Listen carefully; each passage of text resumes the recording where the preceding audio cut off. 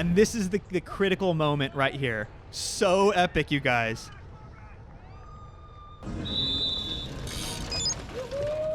Hey, what's up, guys? Welcome back to Couch to Crit, where I bring Logan from Couch Fitness to Criterium Success. Welcome back, Logan. What's going on, Jeff? Man, excited. Super excited about today's race. We're talking about how to win your first Cat 5 race. Let's talk about this race. Like, where are you? What field is this? Tell us about it.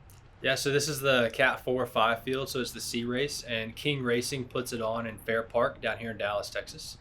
Beautiful four-corner crit. You guys know I love those. And I want you to pay attention to the wind arrows, the wind direction, and also the final corner. I've talked about this so much on my channel. That's going to play a key role in this race. It's about 100 meters from the finish line is the final corner.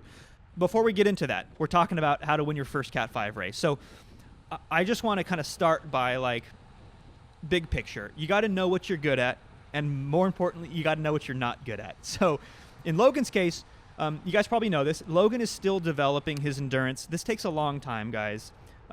We've seen some big gains. I mean, you've gone from a 204 watt FTP to 258. Really impressive. We're going to see that increase over the years. With that said, we know your sprint is really good. So we're going to rely on your sprint to win races. So a long, sustained effort, like a breakaway, probably isn't your best bet. But, 200 meters to go, that sort of effort, how do you feel about that? You know, something like first to the last corner bodes well. Yeah. First to last corner. That's one of the many things I talk about on my channel quite a bit. And positioning and timing. I mean, obviously, you know about these things. You're a subscriber of NorCal Cycling. So see what I did there? I plugged my own channel in my own video. On your own Shameless. channel. Yeah. So while Logan's chilling here in the field, benefiting from a draft, doing what he's supposed to do as a sprinter, let's just quickly have a chat about your fitness progression. You guys know that we're using the TrainerRoad platform. Tulsa Tough, which is like in 3 weeks from now, is your A priority race. It's what we've plugged in to your plan builder on TrainerRoad. So that means starting back in December, we have been building slowly towards this A priority event. And your progression has changed from lower intensity, longer duration to much higher intensity, short, sharp efforts. Does that sound about right? Yeah, that's exactly right. And it couldn't have come at a better time because after starting these crit races, I felt like I couldn't recover in the valleys, after I did a hard effort. Couldn't recover at a good pace. But after doing the specialty for a couple weeks, now I feel like I can recover at a higher pace. So it's gone really well. Yeah. So we spend all this time elevating your endurance and your aerobic capacity, and now we're putting that fine edge on the blade. And that is like the VO2 max workouts, the anaerobic workouts, the sprint workouts that I'm sure that you're seeing a lot because this is all on autopilot. TrainerRoad just prescribes the perfect workout each time. At least that's their tagline.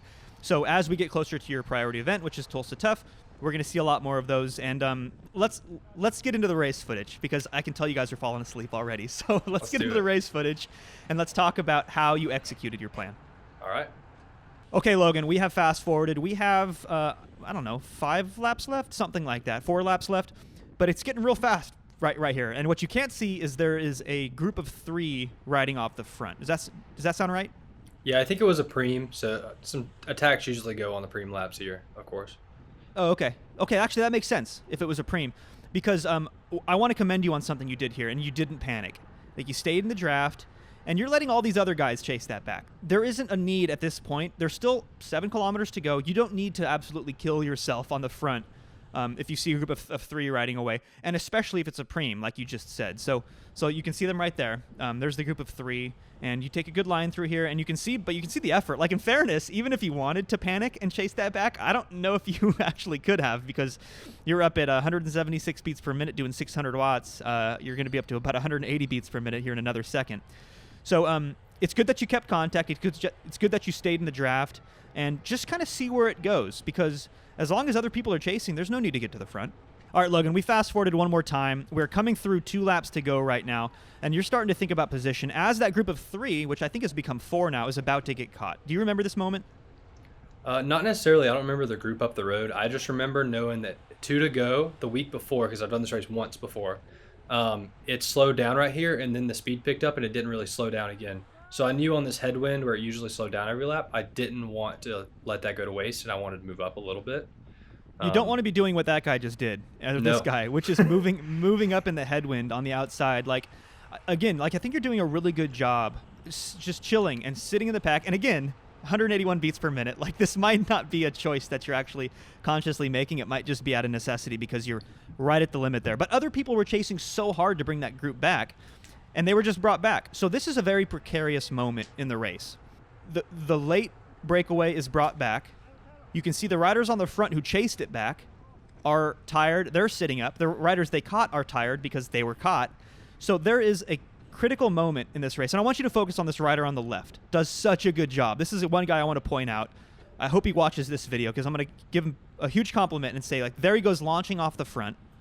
He's got a teammate in the field, too, on the left.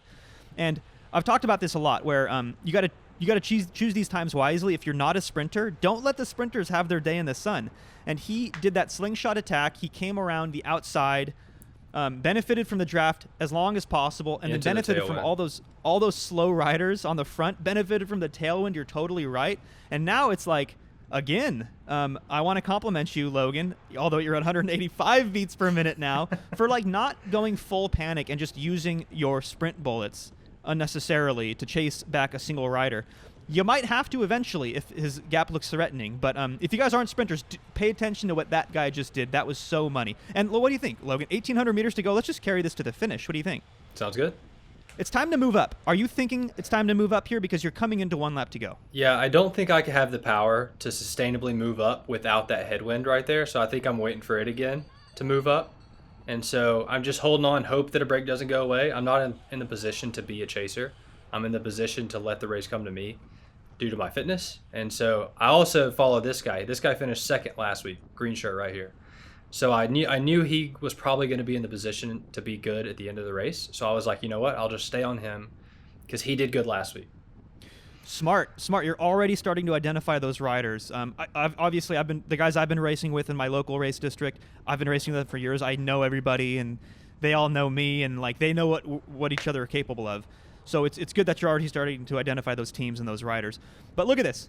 Everyone else is slowing down as that single rider gets caught, and you just keep kind of pedaling over 100 watts. Very minimal commitment and energy, but you just moved up almost too much, right? Do you remember being too close to the front? Yeah, that was conscious. So I pedaled probably a second or two longer than everybody else, but then I found myself in the wind, and I was like, okay, I'm not going to do this for the half a lap and into the finish. Okay, and this is another great moment. I'm going to keep complimenting you, Logan. You did a good job. But look at the wind direction here, and look at the side that Logan is on. Another thing, I'm not sure if you're consciously making these decisions, but still, good job. And you're being sheltered from the left to right crosswind through here. So this is every little amount counts here, especially when it's the last lap and people are doing 900 watts like you were just doing. And I'm in to stay on green shirt's wheel, but that guy in that last corner kind of screwed that up a little bit. But here we are. Okay, your position here is so important, and people might fault you for being out in the wind there for a moment, but it's a tailwind. You don't want to get boxed in this moment, so you're making sure that you have an out. You're probably a little bit too far on the outside right there. I tried to go. I didn't have the energy to go. So then so you come back in, you sit in, and this is the critical moment right here. So epic, you guys. Just watch this. We're just going to watch it once, and then we're going to replay it, and we're going to talk about why this is so good. Final corner, 75 meters to go. A blistering 800 watts. And then a massive 800 watt sprint. Okay, let's break this down though. Let's go back and watch it one more time.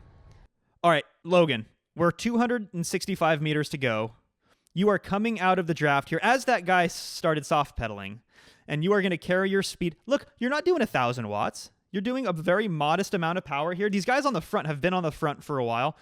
You are taking the inside. We are 150 meters to go, and I'm going to pause it as you hit this apex. I'm going to talk about the first critical moment here.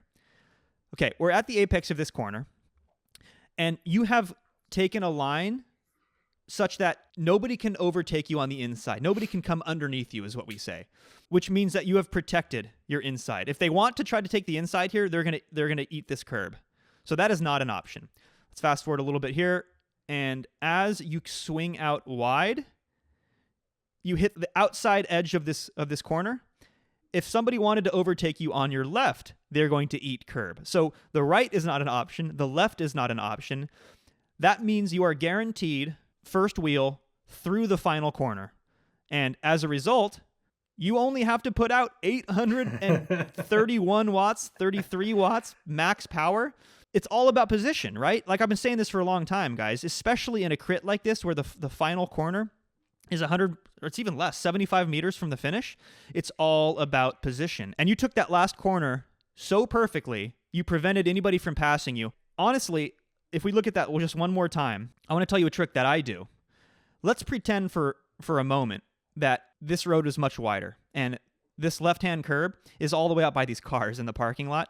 Well, I intentionally take corners really wide through the last corner to accomplish the same goal that you did. I think that you took this corner all the way up to the left out of necessity, right? It looked like you took that really fast. I was almost in the curb because I couldn't turn anymore. Yeah. Due to the speed and how, I guess, good I am handling my bike. Like I physically couldn't do it any shorter. Yeah. So I actually had my finger on the brake a little bit because I was worried I was about to eat curb. You took this corner so perfectly that you didn't have to have a great sprint in terms of the actual wattage, the actual power to win. And to prove that point, what I've done is I've gone to Strava and I have taken the data from first and second place and I've made this overlay here just to show you guys. So here's another angle. This is from the finish line. And we do have to give this shout out to Eric for this video. Thank you, Eric, for the video, for the high resolution. Killer video. Hit me up on Instagram. Yeah, appreciate that. We wouldn't have been able to find this graphic without your help.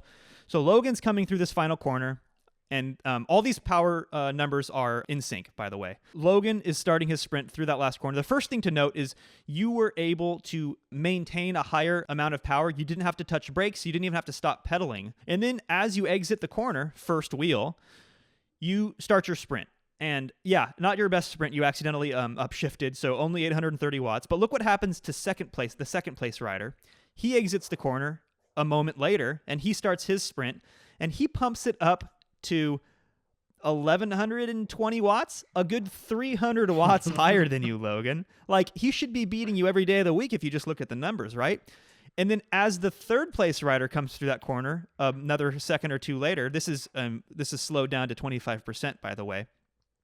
He popped off 1,250 watts, 1,260 watts. So he is 400 watts stronger than you were in that sprint, 50% more power than Logan was making. Yet none of these guys are able to beat Logan. And that shouldn't make any sense, but it's all about position. This is the point I've been trying to make on this channel for like years, you guys. So rip a page out of Logan's playbook and win your next Cat 5 race by hitting the last corner first. So congrats, Logan. Actually, there's a detail here I wanted to talk about. Yeah, we have to talk about this. Let's poll the audience, actually. I want you guys to tell me, based on this still right here, if you think that yellow bike won or blue bike won. The promoter decided to put two finish lines here. I don't know what is going on. But take either one of them. And which one do you think, it's not a trick question, which one do you think won this bike race? I'll give you guys a moment to collect your thoughts. I'm going to stick my neck out here for a moment, Logan. I'm going to say that yellow bike won. And who was on the yellow bike? Me, Jeff. I was the guy on the yellow bike.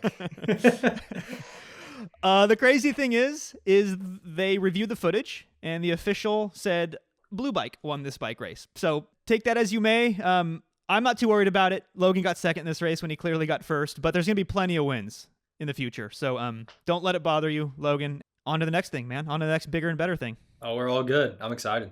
Well, thanks for coming on, Logan. It's always a pleasure, and we'll catch you guys in the next one.